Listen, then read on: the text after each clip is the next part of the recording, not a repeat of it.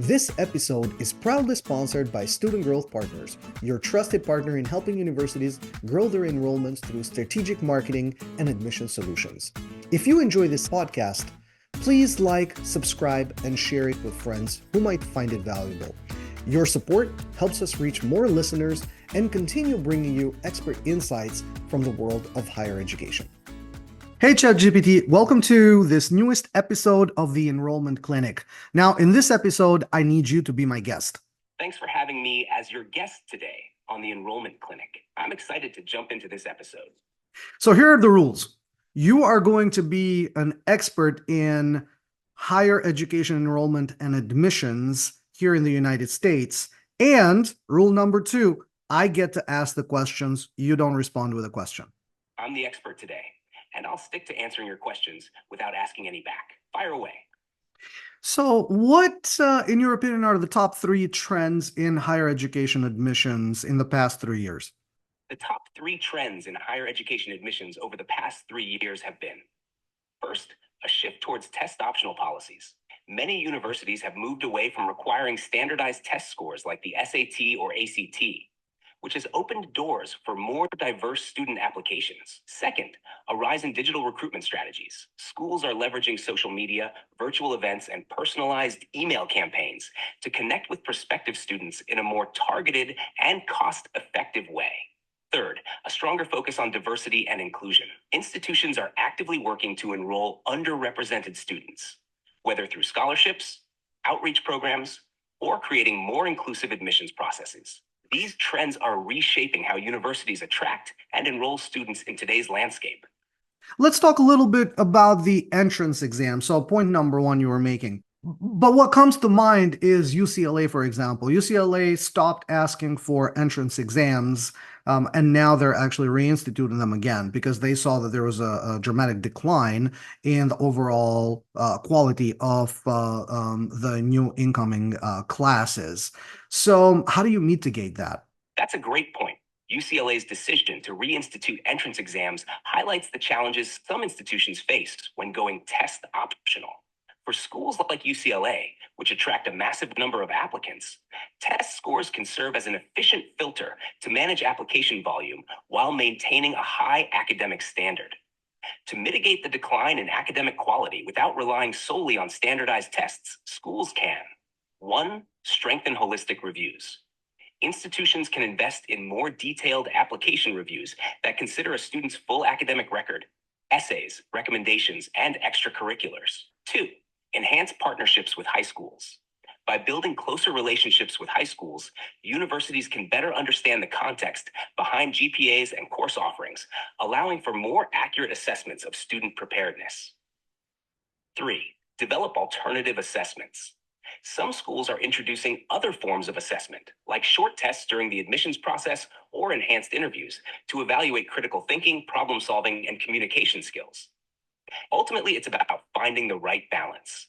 Test optional policies don't have to mean lowering standards. They just require a more nuanced approach to evaluating applicants.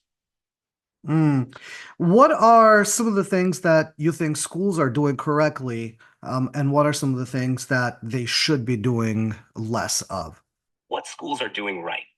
1. Embracing digital recruitment. Schools are effectively using social media, virtual tours, and webinars to connect with prospective students, which has been especially helpful since the pandemic. 2. Focusing on diversity and inclusion. Many universities are doing a better job prioritizing efforts to recruit underrepresented students through outreach programs, scholarships, and support services. This is creating more inclusive campuses and enriching the learning environment. 3. Adopting personalized communication. Schools are improving their outreach by tailoring their communications based on students' interests, academic goals, and demographics. This makes prospective students feel seen and valued, increasing engagement and application rates. What schools should do less of?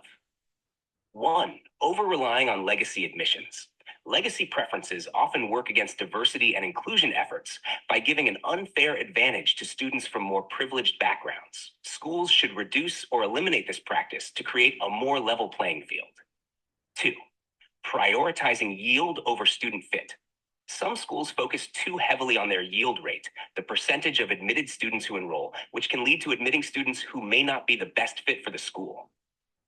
3. Focusing too much on rankings.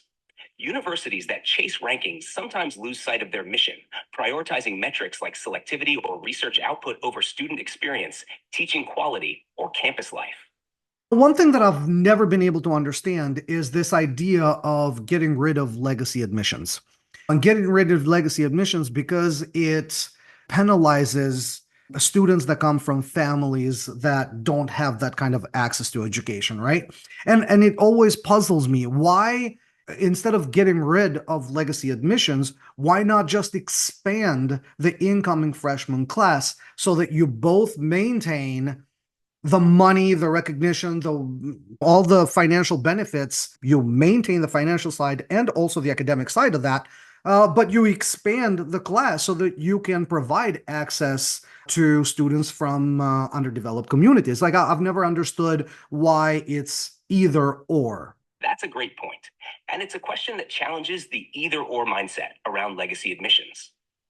Expanding the incoming class to accommodate both legacy students and students from underrepresented or underprivileged backgrounds could indeed be a more balanced approach. It allows institutions to keep the financial and academic benefits of admitting legacy students while also creating room for a more diverse cohort, offering broader access to higher education.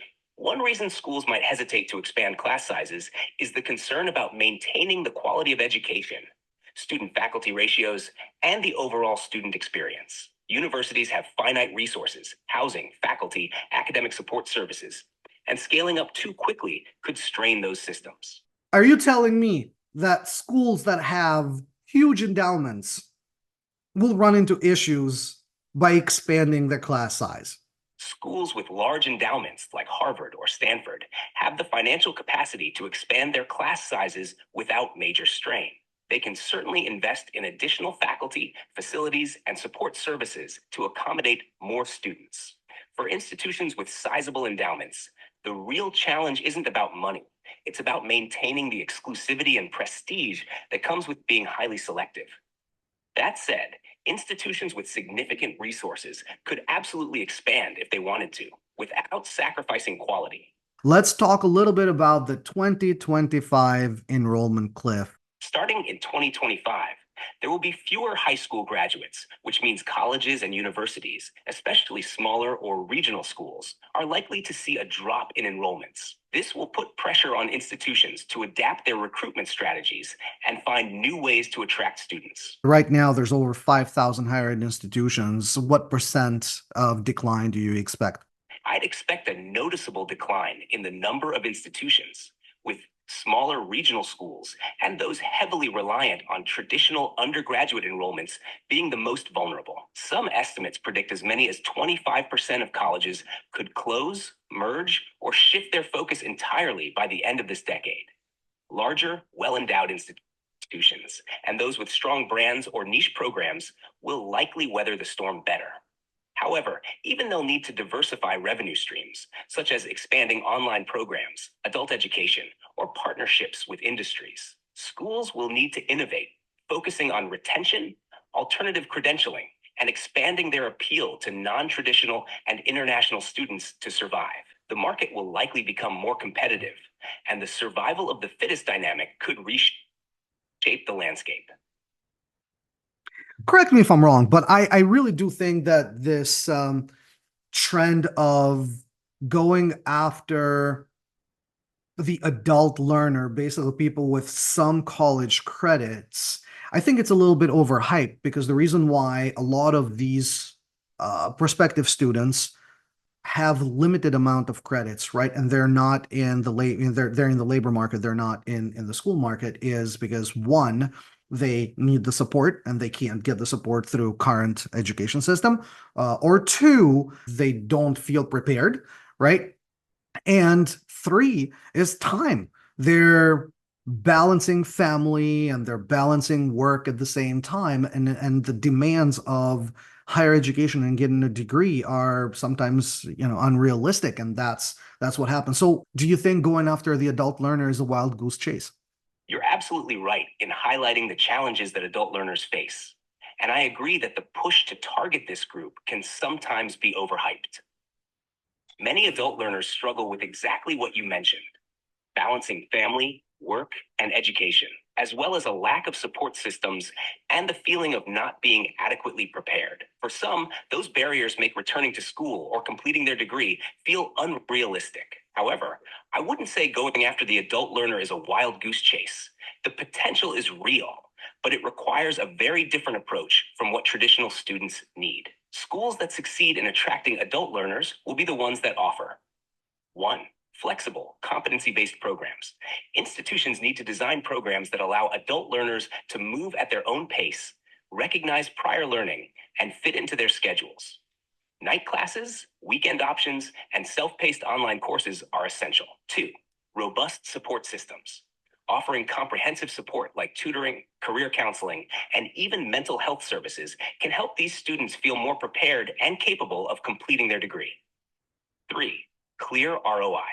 Adult learners, especially those balancing work and family, need to see a direct, tangible benefit from returning to school. Programs should focus on skills that are immediately applicable in the workforce, helping these learners advance their careers quickly. The challenge is real, but it's not impossible if schools are willing to adapt their models. Targeting adult learners can work, but only with a thoughtful approach that addresses their unique needs. Without that, it's true that simply chasing this demographic might not yield the expected results. What are 3 programs are not being pushed enough? 3 programs that would be well targeted to adult learners are: 1. Accelerated degree programs. These allow adult learners to complete their degrees faster by offering condensed courses, often in 6 to 8 week formats. This helps working adults move through their programs at a quicker pace, allowing them to balance work and family responsibilities more effectively. 2. Workforce-aligned certifications, offering short-term, career-focused certification programs in fields like project management, data analytics, cybersecurity, or healthcare. These programs can serve as standalone credentials or stackable credits toward a degree. 3. Competency-based education, CBE programs. So going back to the 2025 enrollment cliff and how that is a domestic student issue. One of the ways to mitigate it is to focus on international student admissions. That number has actually been growing in the past 3 years. However, one of the issues that admissions department are running into is that the quality of international student applicants has been declining. There's a higher increase of students that are using or applicants that are using this as a way to immigrate in the US and not necessarily to attend school, contribute, and come out with a degree. How do schools mitigate that? That's a real concern. And many admissions departments are struggling to strike the right balance between increasing international student enrollment and ensuring the quality and commitment of those applicants. To mitigate this issue, schools can implement a few strategies. 1. Strengthen the vetting process. Admissions teams need to work closely with trusted recruitment partners, education agents, and foreign credential evaluators to ensure that applicants are genuinely interested in academics. Implementing stricter documentation requirements, like verified transcripts and interviews, can help filter out students whose intentions may not align with academic goals. 2. Conduct more personalized interviews. 3. Collaborate with government agencies. 4. Offer academic readiness programs. What is one thing that's worrying you about higher education in the US that we're not talking about? One thing that worries me about higher education in the US, which isn't being talked about enough, is the growing mental health crisis among students. While we often discuss affordability, enrollment numbers, and diversity, the increasing rates of anxiety, depression, and burnout among students are alarming. Many campuses are under-resourced when it comes to mental health services, with long wait times for counseling and a lack of trained professionals to meet student needs. The academic and social pressures of college, coupled with financial stress and the uncertainty of the job market, are taking a toll on students' well-being. If institutions don't prioritize mental health support, it could negatively affect retention, academic performance, and overall student success. It's an issue that's growing, but we're not investing enough in comprehensive campus-wide mental health initiatives to properly address it.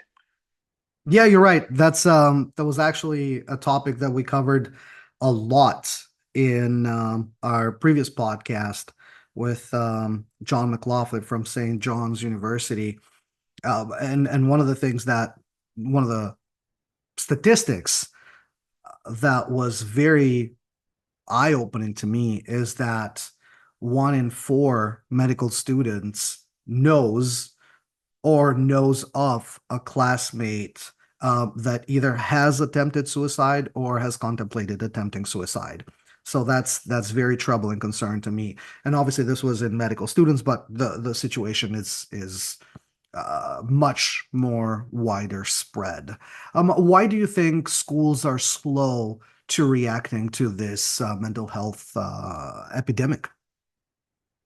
That statistic is incredibly alarming, and it reflects a much wider issue across all areas of higher education.